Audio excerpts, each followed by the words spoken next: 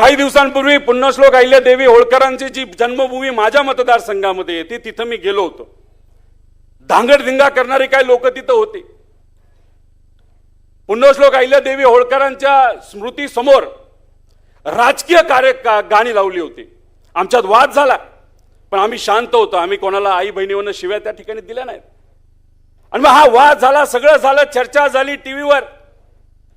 आणि मग दुसऱ्या दिवशी काही राजकीय नेते आणि सामाजिक कार्यकर्ते तिथे आले आणि म्हणाले, रोहित पवारांना काय अधिकार आहे आमच्या पुण्यश्लोक अहिल्यादेवी होळकरांच्या जन्मभूमीमध्ये येण्याचा। अहो, मला त्यांना सांगायचे, जाती जातीमध्ये आणि धर्माधर्मामध्ये महामानवांना त्या ठिकाणी वाटू नका। पुण्यश्लोक अहिल्यादेवी होळकर ह्या सर्व समाजाच्या जाती धर्माच्या आई समान आहेत आणि आम्हाला अधिकार आहे त्यांच्या विचारावर आणि त्यांच्या कर्तृत्वावर। तसंच क्रांतीज्योती सावित्रीबाई फुले, तसंच आपले जिजाऊ असतील, तसंच इतरही सर्व महामानव हे आपल्या आई समान आहेत। त्यामुळे कुणीही जाती जातीमध्ये धर्माधर्मामध्ये महामानवांना त्या ठिकाणी वाटलं गेलं नाही पाहिजे। त्यामुळे आपल्या तालुक्यात, आपल्या जिल्ह्यात जिथं कुठं आपण कार्यक्रम घ्याल, अशा पद्धतीनेच कार्यक्रम घ्या ज्याच्यामध्ये समावेशक विचार त्या ठिकाणी आपल्या सर्वांना बघायला मिळाले पाहिजे। मगाशी महामानवांनी काय संघर्ष केला हे तुम्हाला मी सांगितलं आणि अनेक लोकांनी त्या ठिकाणी सांगितलं। पण आपण ज्या नेतृत्वाकडे बघतो त्या नेतृत्वाने सुद्धा काही कमी संघर्ष केला नाही। अहो, माझं वय 40, पवार साहेबांचा अनुभव 65 वर्षाचा राजकीय आणि सामाजिक, म्हणजे एवढा मोठा अनुभव हा पवार साहेबांचा। अनेक वर्ष सत्तेत होते, पण अनेक वर्ष विरोधात सुद्धा होते। सत्तेत असताना, मंत्री असताना अनेक लोकहिताच्या, महाराष्ट्राच्या हिताच्या त्या ठिकाणी पॉलिसीज या पवार साहेबांनी त्या ठिकाणी केल्या।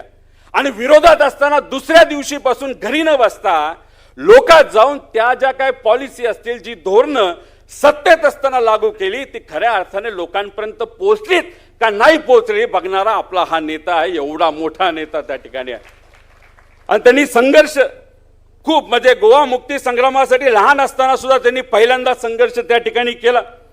1986 साली सीमा लढ्यामध्ये बेळगावमध्ये जाऊन त्या ठिकाणी तिथं असणाऱ्या मराठी बांधवांसाठी लाठी सुद्धा या आपल्या पवार साहेबांनी त्या काळामध्ये तिथं खाल्लेल्या आहेत।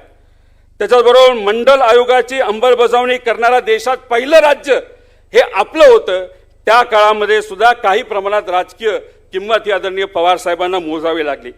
त्याच्याबरोबर मराठवाडा विद्यापीठाची जर नामांतर असेल, त्याच्याबरोबर महिला आरक्षण, महिला वडिलोपार्जित संपत्तीमध्ये वाटा, असे अनेक काही निर्णय आदरणीय पवार साहेबांनी घेतले। कृषी मंत्री असताना सुद्धा त्यांनी त्या ठिकाणी निर्णय घेतला, महिला आरक्षणाचा निर्णय त्याच्यामध्ये घेतला।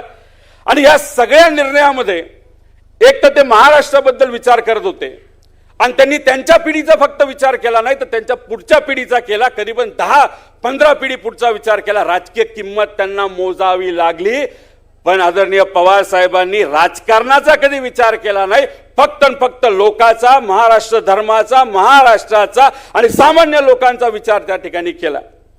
आज छोटे मोठे काही कार्यकर्ते, सत्तेत असणारे मोठे मोठे नेते आसपास ठेवतात, त्यांना मंत्रिपद देतात, त्यांना बरंच काय ठेवतात। हे बहुजन समाजाचे जे कार्यकर्ते आसपास फक्त आदेशावर काम करतात। आदेश पण त्यांच्या मालकाकडनं आला तो आदेश ते आदरणीय पवार साहेबांवर खरं तर त्यांची बोलण्याची लायकी नसताना सुद्धा त्या ठिकाणी ते बोलतात। आणि मग मोठा भाजपचा एखादा नेता काय म्हणतो, मी कुठं काय बोललो? आणि पण तुम्ही मोठे नेते आहात, तुमच्या आसपास असणारे हे 4 टाळकी जर पवार साहेबांसारख्या मोठ्या नेत्यावर बोलत असतील आणि तुम्ही त्यांना चुप बस असं सुद्धा बोलत नसताल, तर एक गोष्ट मात्र लोकांना कळलेली आहे, बोलता धनी या छोट्या मोठ्या कार्यकर्त्याचं कोण असेल तर या भाजपचा सगळ्यात मोठा नेता जो आहे या महाराष्ट्राचा, खऱ्या अर्थाने ते बोलता धनी आहेत। त्यामुळे अशी लोक आसपास ठेवलेली आहेत। तर मला आपल्या सर्वांना सांगायचंय, आपण किती लहान मोठं पदाधिकारी काय बघायचं नाही। जर आपल्या नेत्यावर कोणी बोलत असेल, आपल्या विचारावर बोलत असेल, मानवांवर बोलत असेल, नाही सामान्य लोकांवर बोलत असेल, 1 असू, 2 असू, 5 असू, 500 असू, 5000 असू, नाही तर 10,000 असू, आपण आंदोलन करायचं म्हणजे करायचं, रस्त्यावर उतरायचं म्हणजे उतरायचं। अरे आम्ही दोघंच आहे, फोटो नीट येणार नाही, आंदोलन कसं करायचं, काय फरक पडतो त्याला? त्यामुळे आंदोलन आपल्याला करावंच लागेल, रस्त्यावर त्या ठिकाणी खऱ्या अर्थाने आपल्या सर्वांना उतरावंच लागेल। या ठिकाणी मी आपल्या सर्वांना सांगतो, योगायोग बघा, आपल्या या पक्षाला आज 27 वर्ष होत आहेत. पवार साहेब आमदार कधी झाले? 1900. तेव्हा पवार साहेबांचं वय काय होतं? 27.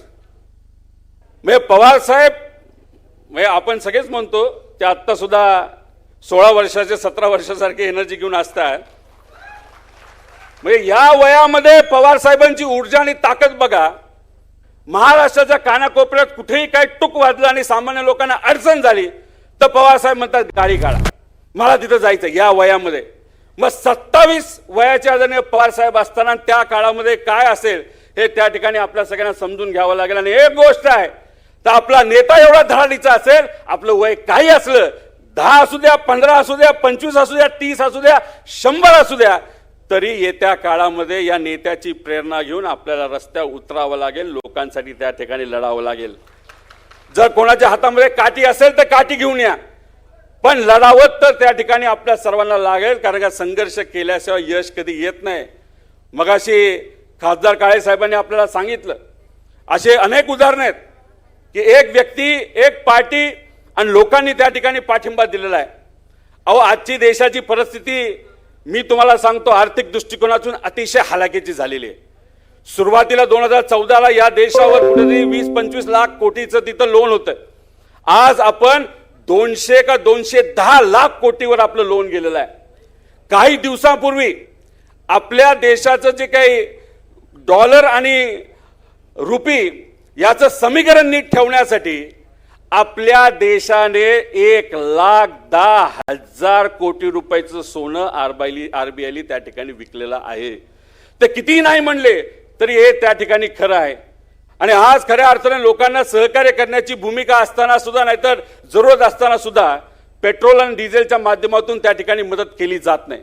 महाराष्ट्राच्या बाबतीत सुद्धा 1 कोटी महिलांचं लाडक्या बहिणीतून नाव त्या ठिकाणी कमी केलं गेलं. आणि हे जे काय कर्जमाफी त्या ठिकाणी डिक्लेअर झाली ती अतिशय फसवी अशी कर्जमाफी तिथं झाली. युवांना आज नोकऱ्या नाहीत, त्यामुळे हे जे वातावरण आहे हळूहळू ते वाढत जाणार आहे. सोशल मीडिया आणि इतर माध्यमांवर तर ते नक्कीच त्या ठिकाणी वाढत गेलेलं आहे, वातावरण तापलेलं आहे. फक्त विनंती एवढीच आहे, संघटना म्हणून आपल्या सर्वांना काम करावं लागेल. आदरणीय पवार साहेबांनी तसंच शशिकांत शिंदे साहेबांनी आम्हा सगळ्यांना त्या ठिकाणी आदेश दिले, सुप्रियाताईंनी आदेश दिलेले आहे की पुढच्या 15 दिवसांमध्ये काही प्रमुख ज्या काही संघटनात्मक आपली पदं आहेत त्याच्यामध्ये आपल्याला काही सामान्य कार्यकर्त्यांना, ज्याचं कुठल्याही नेत्याचा कुठलंही नातं नाही, कुठेही त्या ठिकाणी घराणेशाहीचं त्या ठिकाणी नातं नाही, अशा सामान्य परिवारातल्या पदाधिकाऱ्यांना त्या ठिकाणी पुढच्या 10 ते 15 दिवसामध्ये आपल्याला पदं द्यायचेत असं त्या ठिकाणी आम्हा सगळ्यांना सांगण्यात आलेलं आहे. त्याच्याचबरोबर जसे कार्यकर्ते महत्त्वाचे तसे पदाधिकारी महत्त्वाचे, तसंच आदरणीय पवार साहेबांबरोबर प्रामाणिकपणे जे सर्व शिलेदार उभे राहिले त्याच्यामध्ये आदरणीय अनिल देशमुख साहेब आहेत, जयंत पाटील साहेब आहेत, जितेंद्र आव्हाड साहेब आहेत, आपले अध्यक्ष जे नेहमी लोकांच्या हितासाठी आपल्या पार्टीच्या कर्तृत्वासाठी त्या ठिकाणी लढत असतात असे शशिकांतजी शिंदे साहेब आहेत, शिंगणे साहेब आहेत, राजेजी टोपे साहेब आहेत, असे अनेक मान्यवर त्या ठिकाणी आहेत. त्यामुळे हे शिलेदार खंबीरपणे आदरणीय पवार साहेबांच्या पाठीमागे उभे राहिले, कार्यकर्ते उभे राहिलात, तुम्ही उभे राहिलात, म्हणून आज आपली पार्टी त्या ठिकाणी आहे. काही लोक आपल्या बरोबर पूर्वी सत्तेत होते, आज आपल्यापासून वेगळे झालेत, ते फक्त सत्तेत आहेत म्हणून त्यांचे पदाधिकारी कार्यकर्ते त्यांच्या बरोबर आहेत. एकदा ती सत्ता गेली तर त्या पक्षामध्ये कुणीही त्या ठिकाणी राहणार नाही, हे त्या ठिकाणी मी आपल्या सर्वांना इथं सांगतो. पण ह्या निष्ठावंत जे शिलेदार आहेत त्यांना सुद्धा मोठ्या प्रमाणात किंमत ही मोजावी लागली. अनिल देशमुख साहेबांना जेलमध्ये जावं लागलं. बऱ्याच लोकांना वाटत होतं की देशमुख साहेब जेलमध्ये जातील, बाहेर आल्यानंतर म्हणतील भाजप जिंदाबाद. अजिबात नाही.